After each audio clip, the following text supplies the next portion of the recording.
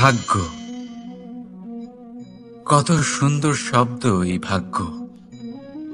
কিন্তু যতটা সুন্দর ঠিক ততটাই রহস্যময় এই শব্দ। কখন কি হবে কেউ জানে না। লোকে বলে যে ভাগ্যে যা লেখা আছে তার চেয়ে বেশি কিছুই পাওয়া যায় না, তার চেয়ে কমও কিছুই পাওয়া যায় না। নিয়তির যা রচনা তা কখনো মোছা যায় না। কিন্তু কেউ এইটা বোঝে না যে নিয়তি আপনার কর্মের দ্বারা বদলায়। যদি আপনি শুভ চিন্তা করেন, শুভ কর্ম করেন, তাহলে নিয়তি আপনার সাথে খারাপ কিছু হতেই দেবে না। কখনো আকাশে পাখিদের দেখুন, তারা কখনো ভাগ্যের উপর নির্ভরশীল হয় না। যতই ঝড় আসুক, যতই তীব্র হাওয়া দিক, ঘুরতে থাকে একটা জিনিস জড়ো করে নিজের সৌভাগ্য, নিজের বাসা নিজেই তৈরি করে। নিজের সন্তানের জন্ম দেয়, তাকে লালন পালন করে, নিজেই তাকে উড়তে শেখায়। কখনোই ভাগ্যের উপরে নির্ভরশীল হয় না সে। এই বিষয়টা আমাদেরও শিখতে হবে। তাই মনে রাখবেন, আপনার ভাগ্য নিয়তির লিখন নয়। আপনার ভাগ্য তাই যেটা আপনি দিনের পর দিন আপনি নিজেই লেখেন। কিছু নিজে পরিশ্রম করে, কিছু নিজের ভাবনার জোরে। রাধা রাধা। মানুষের স্বভাব হলো যে সে সবসময় নিজে বলতে চায়, কারুর কথা শুনতে চায় না। কিন্তু তার এই স্বভাব তাকে এক বিশাল বড় জ্ঞানের থেকে দূরে সরিয়ে রাখে, সামনের মানুষের ব্যক্তিত্বের জ্ঞানের থেকে দূরে। তাই যদি আপনি কাউকে চিনতে চান, কাউকে বুঝতে চান, তাকে থামাবেন না, শুধু বলতে দিন। কারণ একজন ব্যক্তির ব্যক্তিত্ব লুকিয়ে থাকে তার কথার মধ্যে, আর তার আসল পরিচয় লুকিয়ে থাকে তার শব্দের পেছনে। বলতে দিন, আস্তে আস্তে আপনি সব বুঝতে পারবেন। এটাই তফাৎ হলো একজন সাধারণ মানব আর একজন মহামানবের মধ্যে। এক যে কাউকে বলতে দেয় না, আর এক যে সবার কথা শুনে। তাহলে সিদ্ধান্ত আপনার, আপনি কি সাধারণ হতে চান না অসাধারণ? কারণ এই ভবিষ্যৎ আপনার। রাধা রাধা। ভাগ্য আর কর্ম, এই দুই এমন শব্দ যাকে ঘিরে সমগ্র সংসার। কেউ বলে আমার ভাগ্যে এটা ছিল না, যা পেলে আমার জীবন অন্যরকম হতো। কেউ বলে আমার গত জন্মের কর্ম নিশ্চয়ই এমন ছিল, যে কারণে এই জন্মে এরকম ভাগ্য পেয়েছি আমি। এই সব বাদ দিন, আর একবার শান্ত চিত্তে ভাবুন। আপনি বুঝতে পারবেন যে ভাগ্য আর কর্ম এই দুই এই জন্মের। তফাৎ শুধুমাত্র এটাই যে যদি ভাগ্যের কথা বলা হয়, তাহলে আপনি এই ভাগ্যের থেকে যত বেশি আশা করবেন তত বেশি নিরাশ হবেন আপনি। কারণ এই আশা আপনাকে কর্ম করা থেকে আটকায়। যদি কথা বলা হয় কর্মের, তাহলে নিজের কর্মের প্রতি যত বিশ্বাস রাখবেন তত বেশি সফলতা আপনার কাছে আসবে। তাই একটা কথা মনে রাখবেন, ভাগ্য আপনার কর্ম নির্ধারণ করে না, কিন্তু আপনার কর্ম আপনার ভাগ্যকে অবশ্যই নির্ধারণ করে। রাধা রাধা। এই সংসারে আলোর উৎস কি? সূর্য। এই সংসারে মিষ্টি জলের উৎস কি? নদী। এই সংসারে উচ্চতার প্রতীক কি হয়? হিমালয় পর্বত।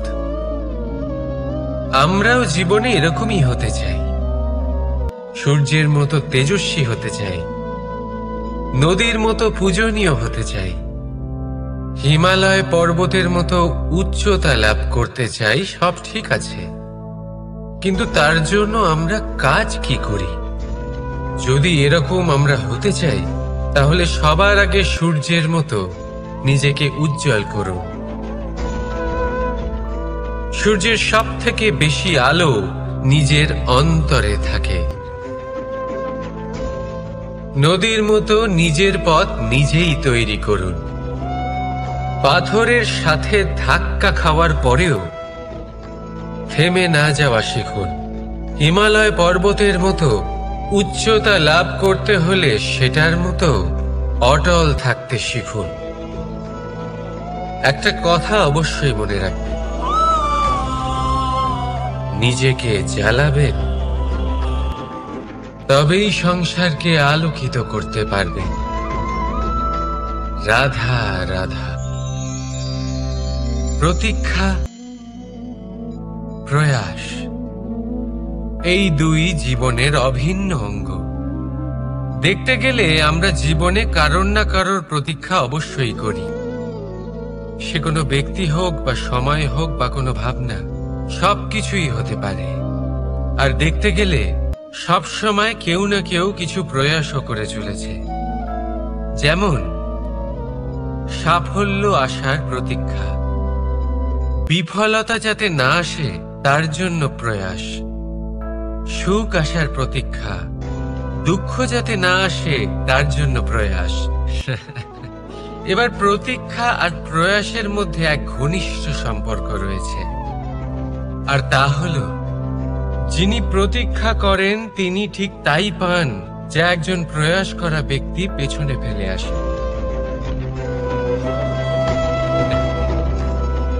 তাই প্রতীক্ষা নয়, প্রয়াস করুন। এই প্রয়াসের মধ্যেই সুখের চাবিকাঠি রয়েছে। রাধা রাধা। মানুষ কর্ম করেন। আমি বারংবার বলি যে ফলের আশা করবেন না। তাও মানুষ কোথাও না কোথাও নিজের কর্মের বদলে কোনো না কোনো ফলের আশা অবশ্যই রাখেন। কখনো তিনি সফল হন, কখনো অসফল। সেই জন্যই আমি বলি যে ফলের আশা কখনো রাখবেন না, কারণ সাফল্য বা অসফলতা মনের মধ্যে রাখলে কখনো কোনো লাভ হয় না। যদি সাফল্য মনের মধ্যে রাখেন তাহলে অহংকার জন্ম নেবে। যদি অসফলতা মনের মধ্যে রাখেন তাহলে এক হীনমন্যতায় আপনি ভুগবেন, যা দিয়ে কোনো শুভ কর্ম হবে না। সেই জন্য শুধুই কর্ম করে যান, কর্মেই মগ্ন থাকুন। আর আসুন আমার সাথে ভালোবেসে বলুন রাধা রাধা। বন্ধু আর শত্রু, প্রত্যেকের জীবনের একটা বড় অংশ এর উপরে নির্ভরশীল হয়ে থাকে। আপনার জীবনে সফলতা আর অসফলতাও এর উপরে নির্ভরশীল। কিন্তু এই বন্ধু এবং শত্রুদের খুঁজে পাওয়ার জন্য আপনাদের বাইরে যাওয়ার প্রয়োজন নেই, কারণ এরা স্বয়ং আপনার ভেতরেই আছে। আপনি যদি বিনম্র থাকেন, যদি আপনি নিরন্তর প্রয়াস করতে পারেন, তাহলে আপনার কোনো বন্ধুর প্রয়োজন নেই। যদি আপনার মধ্যে অহংকার থাকে, যদি প্রতি কথায় আপনার মধ্যে ক্রোধ উৎপন্ন হয়, তাহলে আপনার শত্রুর কোনো প্রয়োজনই নেই।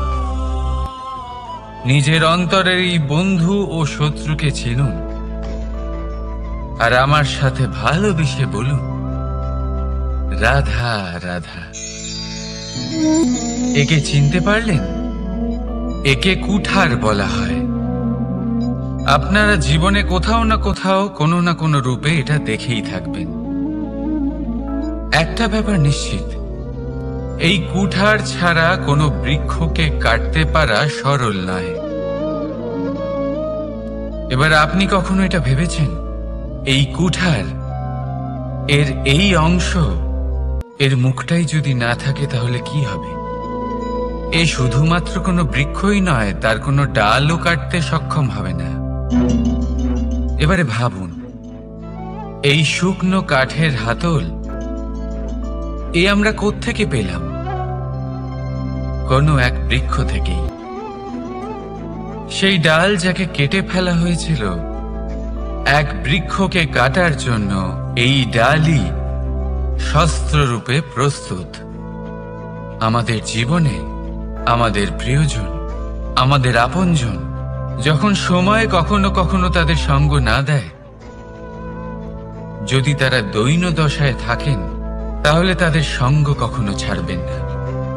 ওনাদের প্রয়োজন শুধুমাত্র মনোবল। তা তাদের দিন। তাদের সাহায্য করা আপনার কর্তব্য। হয়তো তাদের সাথে থেকে আপনার কোনো লাভ হবে না, কিন্তু তাদের দূরে থাকাতে আপনার ক্ষতি অবশ্যই হতে পারে। সর্বদা সাহায্য করুন। সঠিক সময় আসলে তা আপনার সহায়ক অবশ্যই হবে। রাধা রাধা। আমাদের মধ্যে বেশিরভাগ মানুষেরই এই অভিযোগ থাকে যে মানুষ তখনই আমাদের স্মরণ করেন যখন সেই সময় আসে যখন আমাদেরকে প্রয়োজন হয়, যখন কোনো কাজ থাকে। যখনই এই সময় পেরিয়ে যায়, তাদের কার্যসিদ্ধি হয়ে যায়, তারা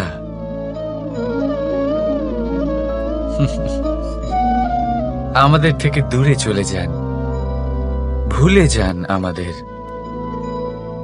এবার এই বিষয়ে ভেবে খারাপ অবশ্যই লাগে। এই পরিস্থিতিকেই অন্য এক দৃষ্টিভঙ্গি দিয়ে দেখার চেষ্টা করুন। মনে রাখবেন, মানুষ প্রদীপের সন্ধান তখনই করেন যখন তার জীবনে অন্ধকার থাকে।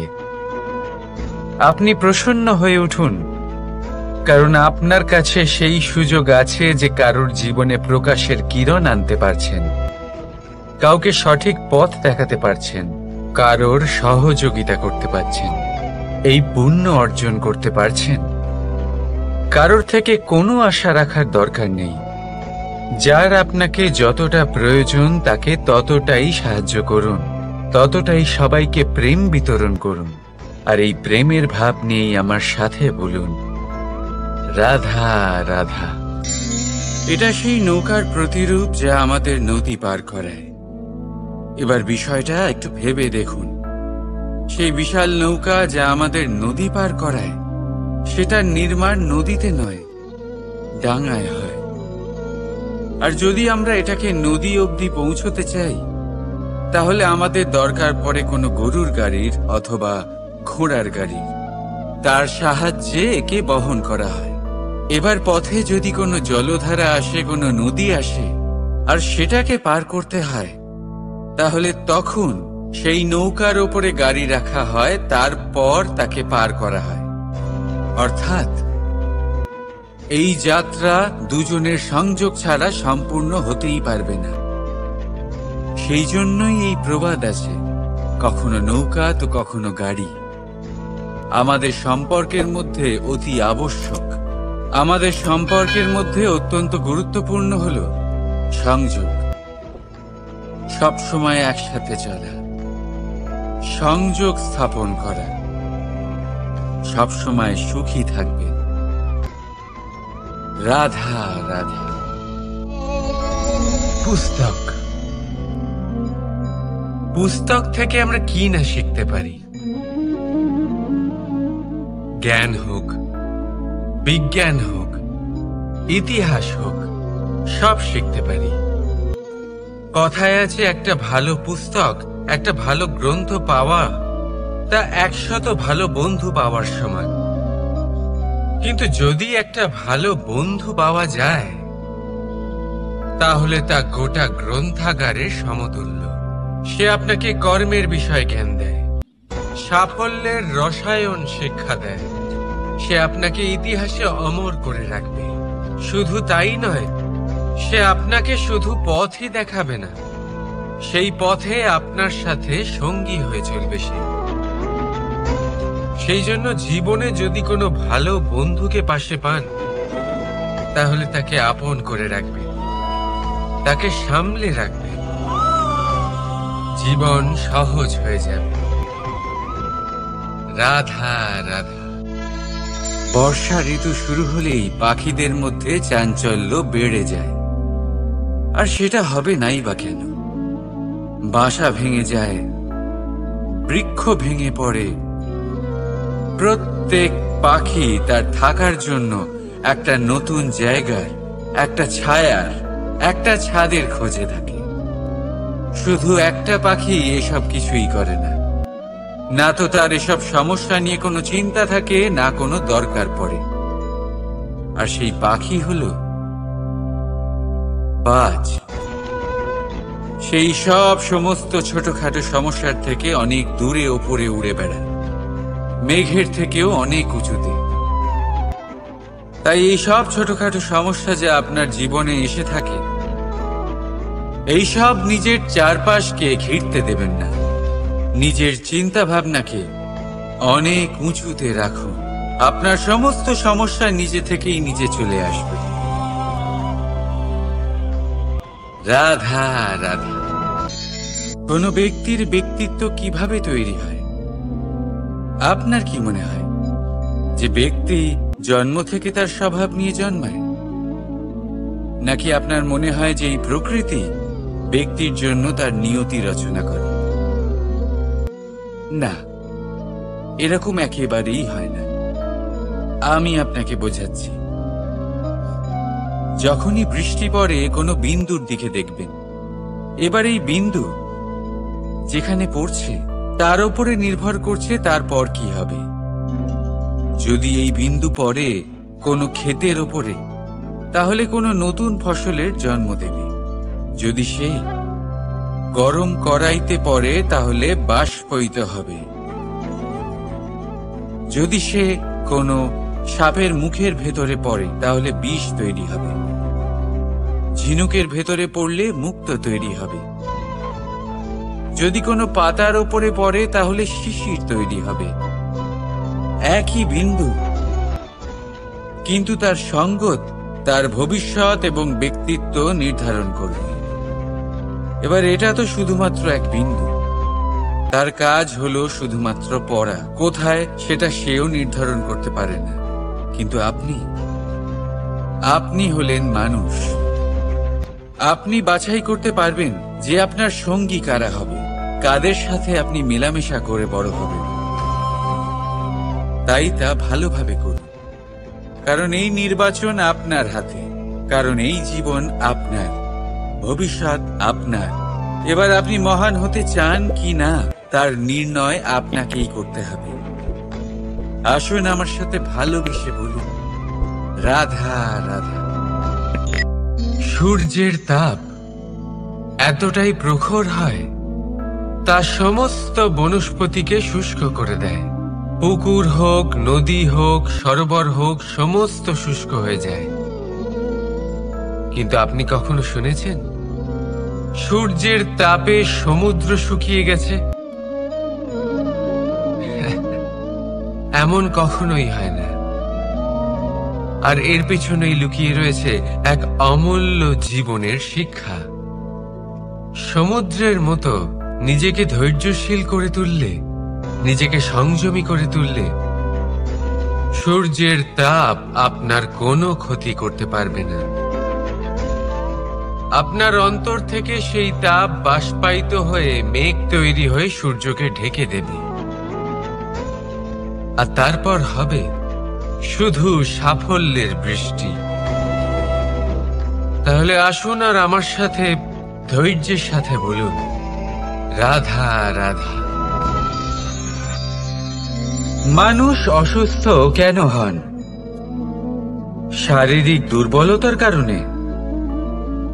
না, মানুষ অসুস্থ হন তার মানসিকতার কারণে, তার বিবেকের কারণে, তার কর্মের কারণে, তার ক্রোধের কারণে। আর যখন কেউ সুস্থ হন, ঠিক হয়ে যান, তার মানে এটা নয় যে শুধু ওষুধের জন্য তিনি সুস্থ হয়েছেন। না, এটা কারোর তার প্রতি প্রেমের প্রভাব, বিশ্বাসের প্রভাব, সম্বলের প্রভাব। শুধুমাত্র ওষুধ দিয়ে কিছুই হয় না। যদি মনে প্রেম থাকে, বিবেক থাকে, বিশ্বাস থাকে, সম্বল থাকে, তবেই সেই ওষুধ কাজ করতে পারে। তাই মনে রাখবেন, এই জীবন হলো অত্যন্ত ছোট। মনে প্রেম ভাব রাখুন, মিত্রতা করুন, শত্রুতা নয়। ভালোবাসুন, বিদ্বেষ নয়। আর এই ভালোবাসার সাথেই বলুন রাধা রাধা। মানুষ জীবনে সব সময় চিন্তা করে, ভাবতে থাকে যে তার জীবনে কতই না সমস্যা। তারপরে নিজের আশেপাশে দেখে আর ভাবে যে সবাই কত প্রসন্ন, শুধু আমার জীবনেই সমস্যা আছে। কিন্তু বিষয়টা তা নয়। শুধু প্রত্যেক ব্যক্তিরই নয়, প্রত্যেক প্রাণীরও জীবনে সমস্যা আছে। এবার মানুষ একটা পাখিকে দেখে এটাই ভাবে যে এদের জীবন কতটা সহজ। কোনো দেশেরই সীমারেখা এদের ওপর লাগু হয় না। কোথায় থাকবে সেই নিয়েও কোনো ভাবনা নেই। কত শান্তির জীবন এদের। তারপর সে একটা পিঁপড়েকে দেখে আর এটা ভাবে কি অসাধারণ, এদের তো সারা জীবনই মাটির উপরেই অতিবাহিত হয়, খাবারটাও মাটিতেই পেয়ে যায়। কি শান্তির জীবন এদের। কিন্তু যখন কোনো ঝড় আসে তখন সবার আগে সেই পাখির বাসাটাই ঝড়ে ভেঙে যায়। এই পাখি যে শাখাতেই গিয়ে বসে পড়ুক, তাদের উপর সবসময় সংকট থাকে যে ওপর থেকে কোনো বড় পাখি এসে তাদের উপর প্রহার না করে, তারা নিজেদের প্রাণ না হারায়।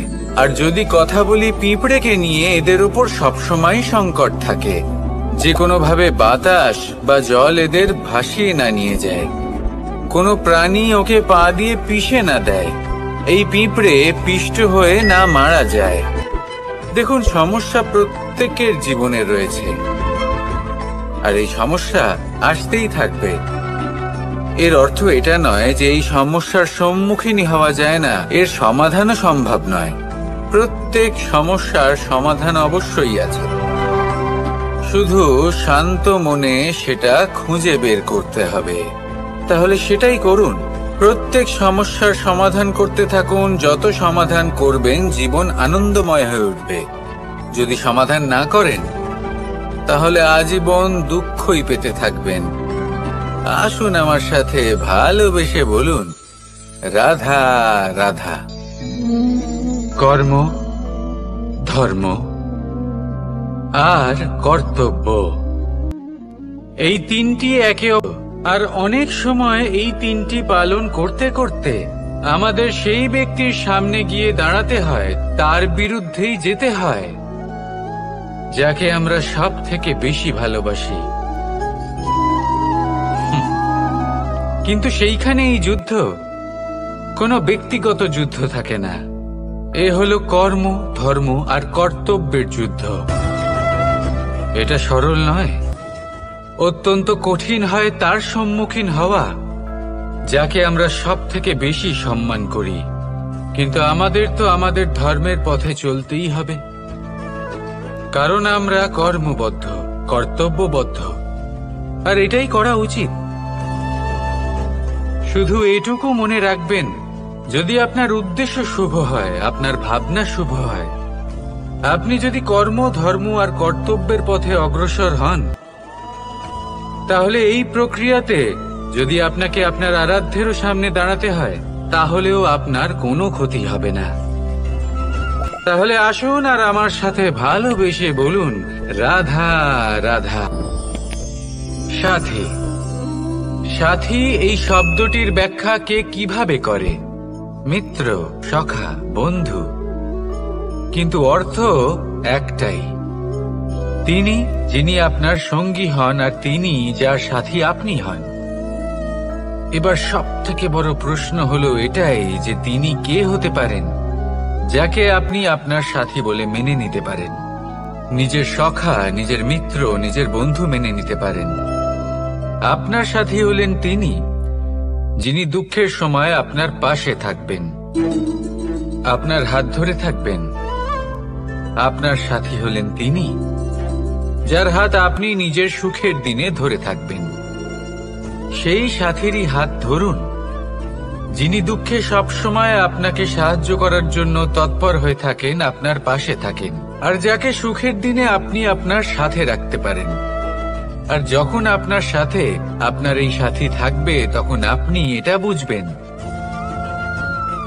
যে যখন জীবনে দুঃখ আসে, তখন এই দুঃখ কমে যায়, সবার মধ্যে ভাগ হয়ে যায়।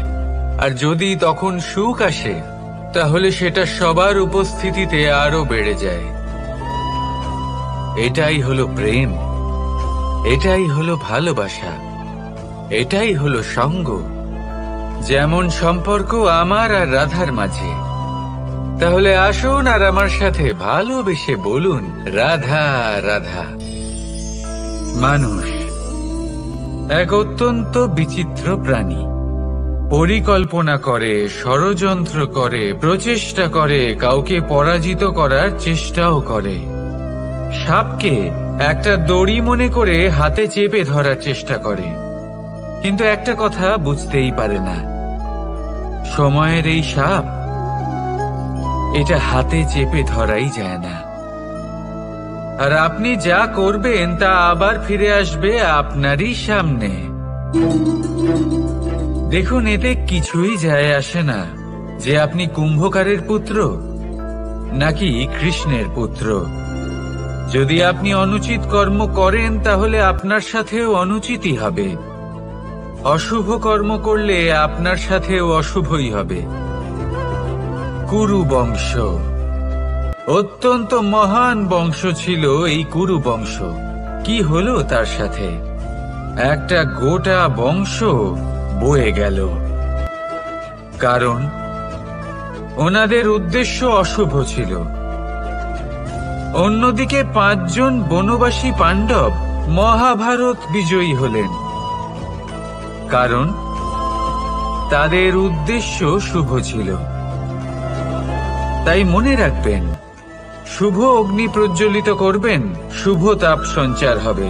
অশুভ অগ্নি প্রজ্বলিত করবেন, নরকেই জ্বলতে হবে।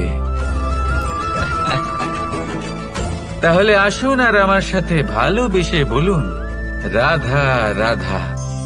জীবনে এমন কিছু কাজ রয়েছে যা আপনাকে একাই করতে হয়, আর এমন কিছু কাজ রয়েছে যা আপনাকে একসাথে মিলে করতে হয়, একজোট হয়ে, সঙ্গবদ্ধ হয়ে। এবার সঙ্গবদ্ধ বলতে কি বোঝাতে চাইছি? আমি তাদের কথা বলছি না যারা বাস্তবিকভাবে একে অপরের সাথে কাজ করেন। আমি তাদের কথা বলছি যারা একে অপরের থেকে দূরে থেকেও একে অপরকে বিশ্বাস করেন। আমি আগেও বলেছিলাম, সমস্ত বিশ্বের আশা বিশ্বাসেই বসবাস করে, তাই না? তাই যেখানে সমস্ত বিশ্ব আছে, সমস্ত সংসার আছে, সেইখানেই বিশ্বাস রয়েছে। তাই আপনার আশেপাশে এমন দল সঙ্গবদ্ধ করুন যাদের আপনার উপর বিশ্বাস আছে আর যাদেরকে আপনি বিশ্বাস করতে পারেন। তাহলে আসুন আর আমার সাথে ভালোবেসে বলুন, রাধা রাধা। আমরা যে মানুষকে চাই, যাকে আমরা ভালোবাসি, তাকে একটা উপহার অবশ্যই দিতে চাই। এমন এক উপহার যা ওনার ভালো লাগবে, যা শ্রেষ্ঠ হবে, অতি প্রিয় হবে, বহুমূল্য হবে, বা বলতে পারেন মূল্যবান হবে। তাই আমরা কি করি? আমরা বাজারে যাই, তার জন্য স্বর্ণ, আভূষণ, হিরে, মুক্ত এইসব নিয়ে আসি। কিন্তু এটাই কি সর্বশ্রেষ্ঠ উপহার? কখনোই না। সর্বশ্রেষ্ঠ উপহার হলো স্বাধীনতা, তাকে নিজের মনের মতো বাঁচার স্বাধীনতা। যদি আপনি কাউকে স্বাধীনতা না দিতে পারেন, তাহলে সে কোথাও না কোথাও বন্দী হয়ে যায়, তার বিকাশ কোথাও না কোথাও আটকে যায়। কিন্তু যদি আপনি কাউকে স্বাধীনতা দিতে পারেন, তাহলে আপনি দেখবেন ও সমস্ত সংসারকে, এই জীবনকে নিজের দৃষ্টিভঙ্গি দিয়ে দেখবে, বুঝবে। যে কোনটা হলো উচিত আর কোনটা হলো অনুচিত, আর এটাই হলো সর্বশ্রেষ্ঠ।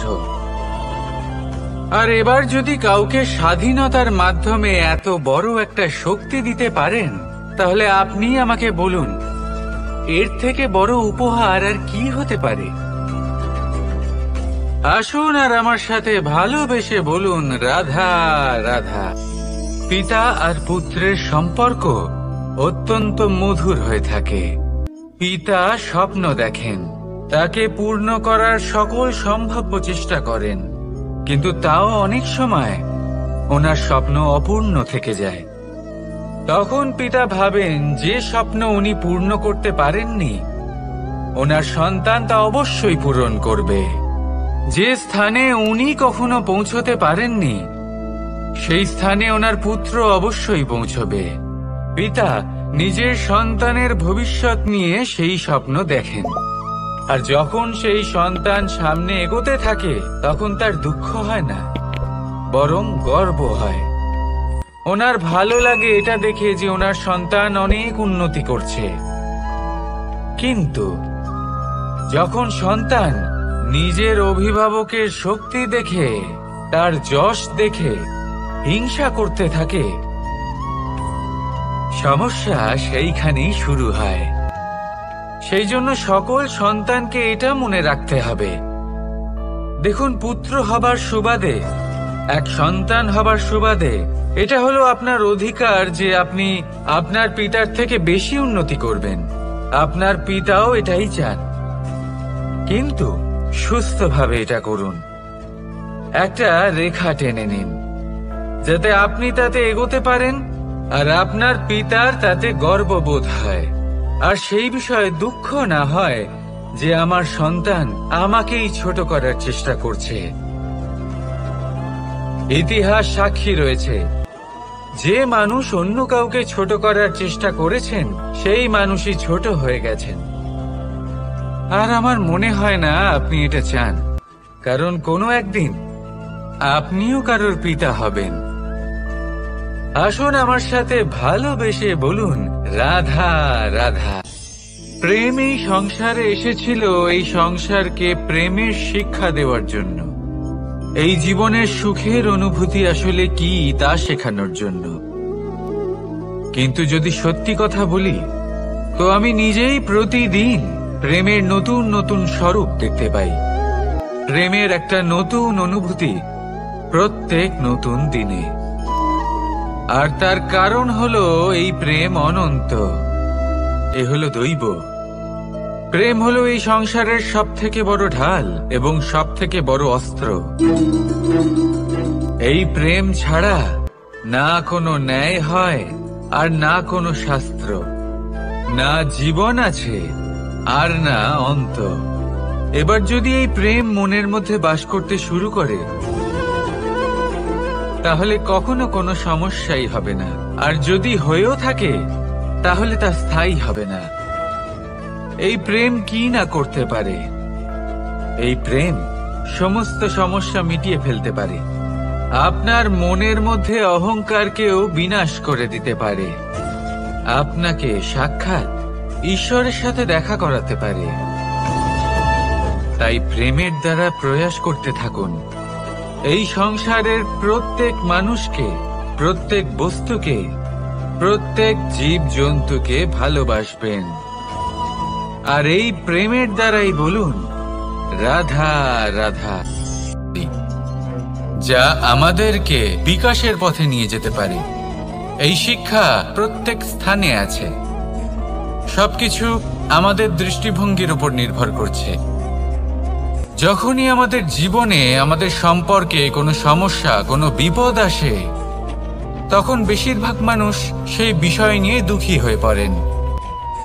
আর কিছু মানুষ এমনও থাকেন যারা শেষ পর্যন্ত তার সমাধান করেন, বিপদকে পরাজিত করেন, সম্পর্কগুলিকে আবার জুড়ে দেন। যদি আপনি সুখের খোঁজ করেন, তাহলে আপনি সুখ অবশ্যই পাবেন, প্রসন্নতা অবশ্যই পাবেন। যদি আপনি দুঃখ খোঁজেন, তাহলে দুঃখ অবশ্যই পাবেন। এবার আপনি কি খুঁজতে চান, সেই চয়ন আপনারই। আসুন আর আমার সাথে ভালোবেসে বলুন রাধা রাধা। কখনো কোনো প্রজাপতিকে উড়তে দেখেছেন? কি সুন্দর উড়ে বেড়ায় সে, এক ফুল থেকে অন্য ফুলে, এক পাতা থেকে অন্য পাতার ওপর। কিন্তু সে কিভাবে উড়তে শেখে কখনো ভেবেছেন? জন্ম থেকেই কিন্তু প্রজাপতির ডানা থাকে না। ও কিন্তু ছোট্ট একটা ডিমের আকারে জন্ম লাভ করে। তারপর সেই ডিমটি ভেঙে একটি কীট বাইরে আসে। আস্তে আস্তে সে বড় হয়, ওর শক্তি বৃদ্ধি পায়। তারপর সে সেই কীট দশা ত্যাগ করে নিজের ডানাগুলি মেলে। এই প্রক্রিয়া তার কাছে সরল নয়, অত্যন্ত যন্ত্রণাদায়ক প্রক্রিয়া। কিন্তু সে সেই যন্ত্রণা মেনে নেয়। আর তারপর আস্তে আস্তে সে উড়তে শেখে। শুধুমাত্র আকাশে উড়ে বেড়ায় তা নয়, আমাদের মনের মাঝে উড়ে বেড়ায়। এবার এই ডিম থেকে প্রজাপতি হয়ে ওঠার যে যাত্রা, এটা যতটা কঠিন ততটাই কঠিন হয় এই সংসারে শ্রেষ্ঠ কর্ম করা, ততটাই কঠিন হয় এই সংসারে মহান হয়ে ওঠা। সেই জন্য প্রয়োজনীয় প্রচেষ্টা এবং সময়। নিরন্তর প্রচেষ্টা করতে থাকুন, পর্যাপ্ত সময় নিন এবং আপনি নিজেকে এই আকাশে উড়ন্ত অবস্থায় পাবেন। আসুন আমার সাথে ভালোবেসে বলুন রাধা রাধা রাধা রাধা। আপনারা হয়তো ভাবছেন কি আশ্চর্য ব্যাপার, প্রত্যেকবার আমি কথা শেষ হওয়ার পরে রাধা রাধা বলি। এইবার আমি আগেই বলে দিলাম। কারণটা কি? কারণ হলো অত্যন্ত বিশেষ। প্রত্যেকবার কথা সমাপ্ত হবার পরে আপনাদের সবার মধ্যে ভালোবাসা বিতরণ করতে চাই, তাই রাধা রাধা বলি। কিন্তু এইবার এই নতুন এবং বিশেষ সূত্রপাতে প্রথমে প্রেম বিতরণ করা অত্যন্ত আবশ্যক। এবার একটা বিষয় আছে যা জানেন হয়তো সকলেই, কিন্তু বুঝতে খুব কম জন পারেন। এই প্রেম, এই আনন্দ, এই সকল কিছুর সূত্রপাত হয় নিঃস্বার্থ আবেগের দ্বারা। ঠিক যেমন একজন মাতাকেই দেখে নিন। যখনই একজন মাতা সন্তানকে জন্ম দেন, তখন এই সংসার ভুলে যায় যে তার জন্য এটা একটা নতুন জন্ম। কারণ একজন নারী তখন একজন মাতৃরূপে নতুন ভাবে জন্ম নেন। একজন নারী স্ত্রী ও গৃহবধূ রূপে কিছু অধিকার লাভ করে থাকেন, কিন্তু তিনি যখন মা হয়ে যান তখন তিনি শুধুই দান করতে শেখেন। নিজের সন্তানের জন্য কত কিছুই না করেন, তাকে বাৎসল্যের সাগরে ভাসিয়ে নিয়ে যান। এই সংসারে রাজকুমার জন্ম নিতেই পারেন, তাকে রাম এবং লক্ষ্মণ কিন্তু মায়েরাই বানিয়ে তোলেন। একজন গোয়ালা জন্ম নেয়, তাকে দ্বারকাধীশ একজন মাই বানিয়ে তোলেন। পিতা হলেন সেই পর্বত যার একটা অংশ হলো তার সন্তান, কিন্তু মা হলেন সেই শিল্পী যিনি একটা পাথরকে খোদাই করে এমন এক মূর্তি গড়ে তোলেন যাকে সকলে পূজনীয় মনে করেন। তাহলে স্মরণ করুন সেই সকল মুহূর্ত যেগুলি আপনি নিজের মাতার সাথে অতিবাহিত করেছেন। অনুভব করতে পারবেন যে কিভাবে এক মুহূর্তেই এই মন প্রফুল্ল হয়ে ওঠে। এবারের কারণ কি? এর কারণ হলো এই জীবনের আসল দ্বারই হলো মমতা।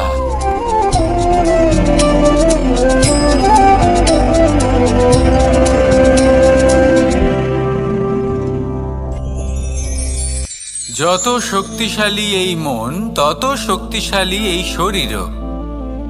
এই যে আমাদের শরীর, এটা আসলে কি? এ হলো একটা রথের মতো। আর একটা রথ ততক্ষণ চলতে পারবে না যতক্ষণ না তাকে কোনো সারথি চালাবে। এই মন হলো শরীরের সারথি।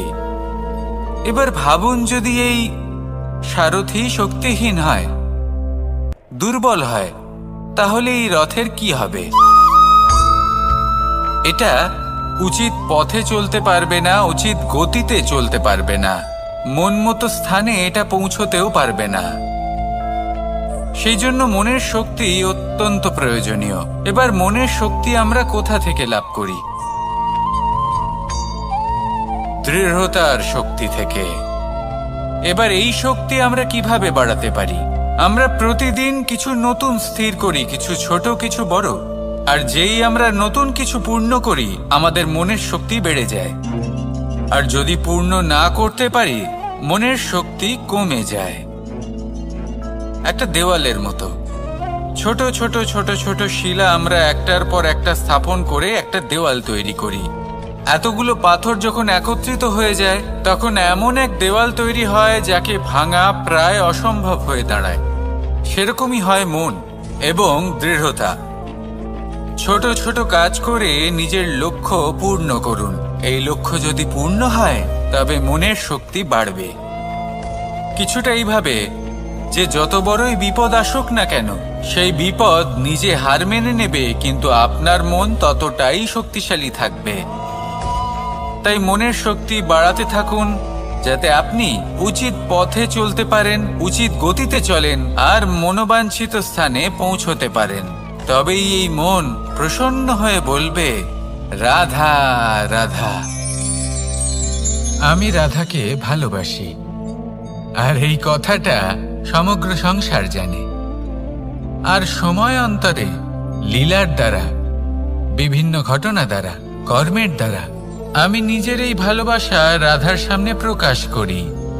এবার আপনি বলবেন, এসবের কি প্রয়োজন? রাধা কি এই কথা জানে না যে কৃষ্ণ তাকে কতটা ভালোবাসে? অবশ্যই জানে। কিন্তু এই যে ভালোবাসা, তা মনে রেখে দেওয়ার জন্য নয়, তা প্রকাশ করার জন্য। আর বারংবার এই ভালোবাসাকে প্রকাশ করা উচিত, উচিত সময় এবং উচিত সুযোগ দেখে। কিরকম?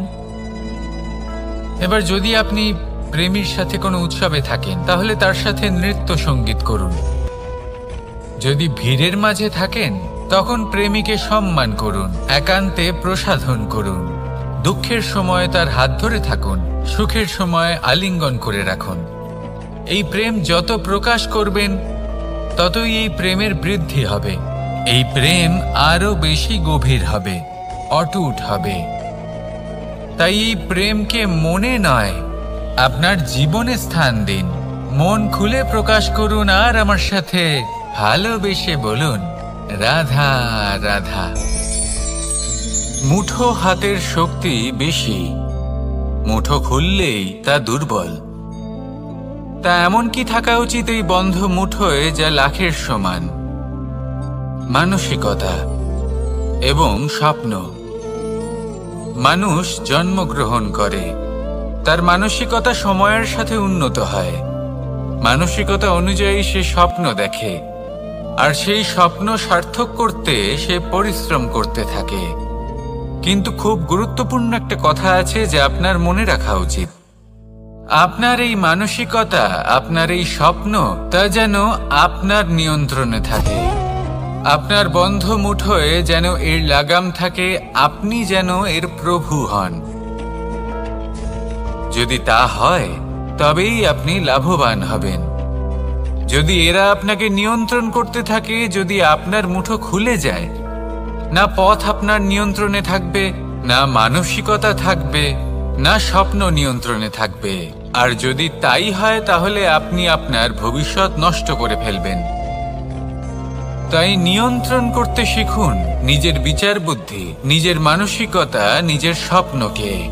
নিজের এই স্বপ্ন পূরণ করুন আর আমার সাথে ভালোবেসে বলুন, রাধা রাধা। আমার কাছে যশোদা মা যেমন, আমার কাছে দেবকী মা যেমন, আমার কাছে ঠিক তেমনই হলেন গোমাতা। এবার ভেবে দেখার বিষয় হলো এটা যে এই সংসারে অসংখ্য প্রাণী আছে, একজন গাইকে একজন মায়ের মর্যাদা কেন দেওয়া হয়? তাহলে এর অনেকগুলো কারণ আছে। এই গাই অর্থাৎ গোমাতা, এনারা হলেন অত্যন্ত শান্ত, শান্তিপ্রিয়, কখনো কারোর কোনো ক্ষতি করতেই পারেন না। গোমাতা যে দুধ নিজের বাছুরকে পান করান সেই দুধই আমাদেরও দেন। সেই দুধ পান করে আমরা শক্তি লাভ করি। এই দুধ থেকে আমরা মাখন, ঘি, পায়েস এইসব সুস্বাদু খাবার লাভ করি। গোমাতার গোবর আমাদের জ্বালানি হিসেবে সাহায্য করে, যার ফলে খুব কম সংখ্যক কাঠ ব্যবহার করা যায় এবং বেশিরভাগ জঙ্গল সুরক্ষিত থাকে। গোমাতার গোমূত্র সেটাও আমাদের কাছে লাভজনক। এর দ্বারা আমরা অনেক রোগ থেকে মুক্তি লাভ করতে পারি। গোমাতা যখন একটি বাছুরকে জন্ম দেন তখন সেই বড় হয়ে আমাদের ক্ষেত কর্ষণ করে। সেই জন্য গাইকেও জীবনে মায়ের মর্যাদা দেবেন। যতটা সম্ভব তাকে সেবা করুন এবং ভালোবেসে তাকে পালন করুন। এই মন নিজে থেকেই প্রসন্ন হয়ে বলবে, রাধা রাধা।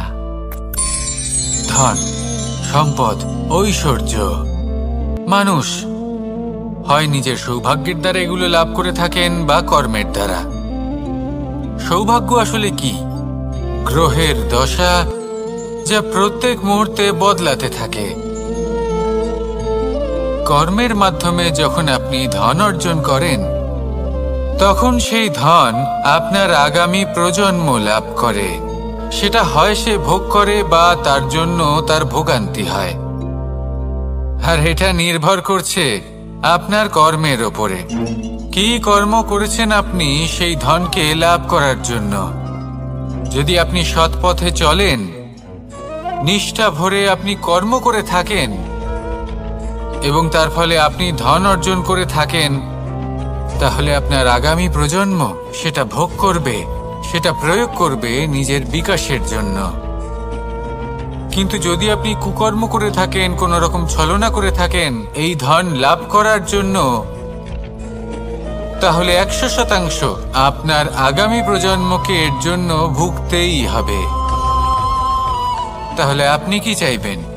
যে আপনার আগামী প্রজন্ম সুখ ভোগ করবে, নাকি আপনার কুকর্মের পরিণাম ভোগ করবে? নির্বাচন আপনারই।